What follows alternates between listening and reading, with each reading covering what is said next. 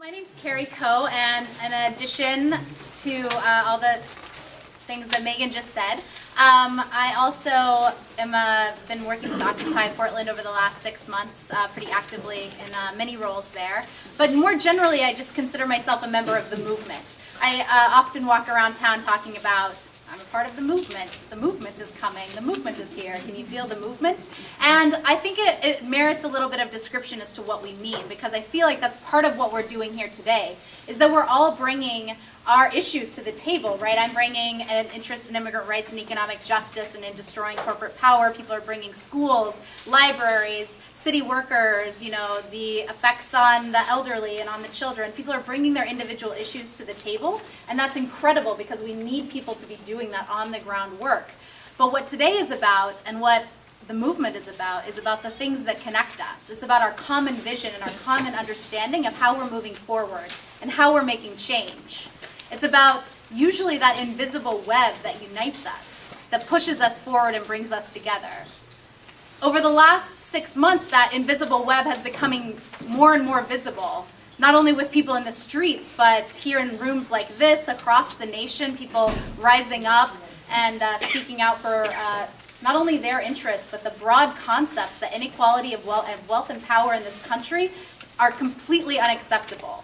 So when I say the movement, I mean the thing that is uniting all of us in being here today, the thing that we're all a part of and that every single person who's a member of our organizations are a part of. And that's the spirit that I would like to invite you to engage in here today, is not only how can we push forward my issue, how can we survive, but how can this collective movement be not only talking about dollars and cents within the budget, but really how are we making the fundamental change that we need to see so that we stop picking up crumbs off the floor every single year.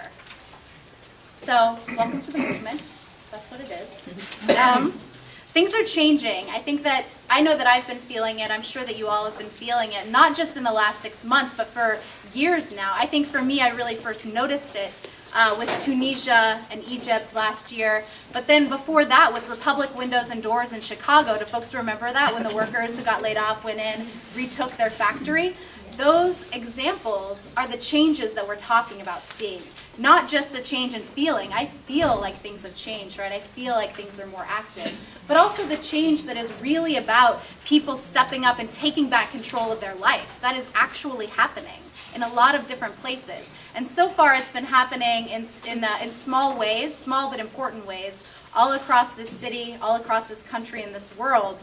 But it's happening also through the stories that we tell ourselves, right? One thing that I really want to bring to this discussion today is the narrative, the story of where we're at in the movement in this moment. Because I do a lot of media work, I tell a lot of stories, I hear a lot of stories, I listen to people a lot. And the thing, in my opinion, that holds us back more than anything else is the story that we tell ourselves in our minds, the story that we're isolated individuals who have done something wrong, the story that corporations and government are smarter than we are, the story that, people who are in bad situations deserved it. The stories that we tell ourselves are not something that you created or I created. They're the stories that have been imposed on us by the 1% or the bosses or the capitalists or whatever you want to call them. It's all the same. Those stories permeate our being and have lived with us for decades. And the exciting changes that we're seeing now are not just workers going in and retaking their workplace, but people feeling like their story is changing. Like that it's not how it used to be, that we have the power to create new possibilities for ourselves. And our story is changing. I was feeling the need to stand on my toes. So ready to leap at you. I did a lot of May Day organizing this year, and I've been involved with May Day for the past 5 years or so, and there have been some really good ones. 2006 was a memorable May Day. But I have to say that this May Day was by far the best May Day ever. Best May Day ever.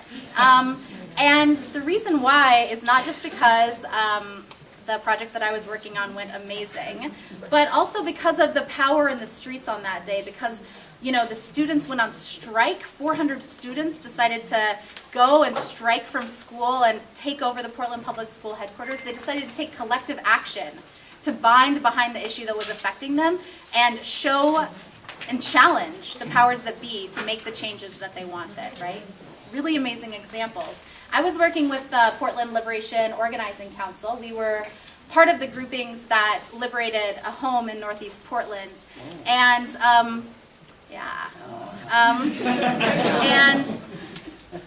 the power of that action was not, I mean, the action itself was extremely powerful. 500 people gathering in a park from the neighborhood, from the activist community, workers, unemployed folks, everyone was there, marched down the street,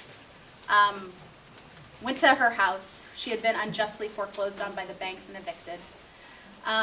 All the neighbors were pouring out, coming onto the street. We were standing in the street. She walks up onto her steps, cuts the yellow ribbon, goes into her house. People are crying. It's incredible. It's an incredible experience. That was amazing in and of itself, the power of community liberation. But the other piece that was important was that it changed the dynamic of how we operate, right? That it's no longer about the banks being able to tell us who gets to live in houses, right? It's the community who gets to tell us who gets to live in houses. We get to decide those things for ourselves. And that is fundamentally shifting the way that we think about the world. And that's incredible. That is hard to do, and it rarely happens. And those beautiful embers of moments where we can see what it actually looks like in real life to claim power and to make change and to not wait for anyone to tell us what to do, those are the embers that light the fires, that explode the walls. Those are critical moments, and it was powerful to be able to be a part of one.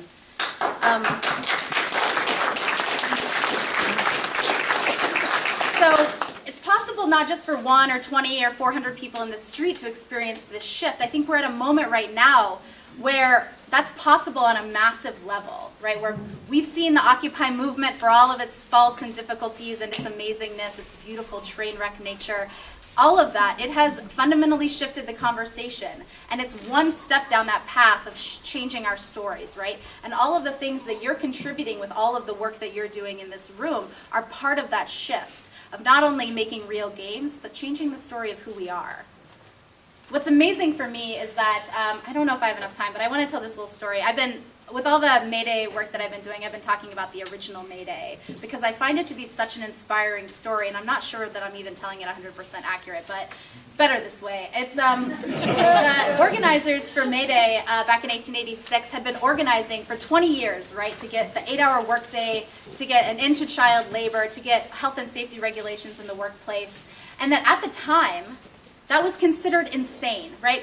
Can you imagine what the capitalists were saying? They were saying, you're going to destroy the economy. You're going to crush everything that we built. You're destroying who America is, right? Impossible, totally impossible.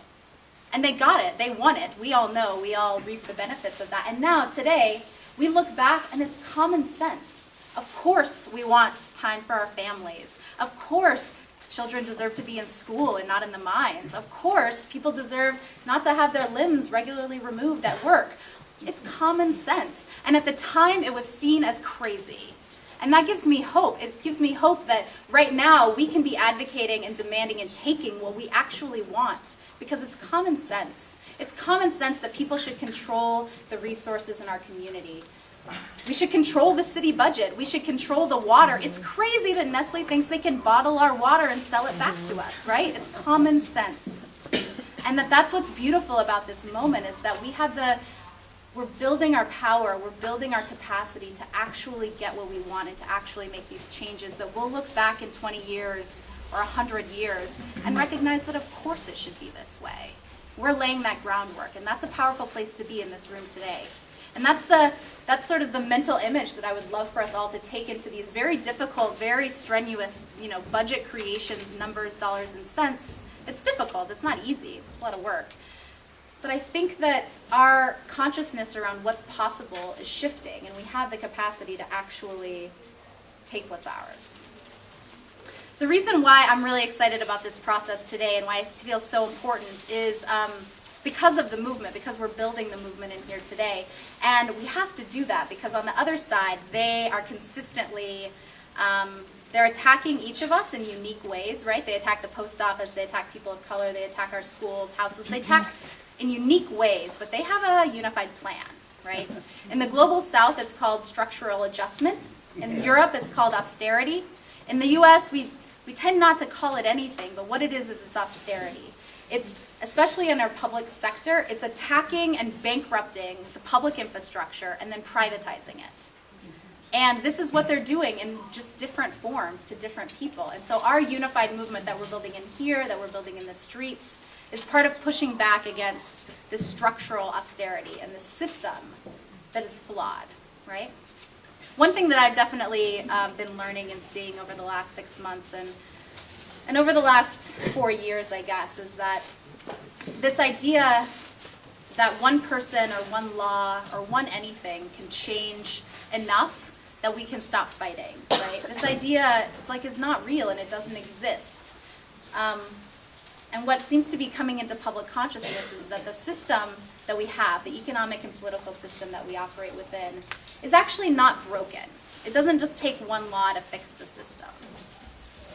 It's actually built intentionally for someone else, and it's working exactly the way that it should. It is working to siphon off our commons, to siphon off our public money. It's working to depress us as individuals and communities, and that's the intention of the bosses and of the 1%.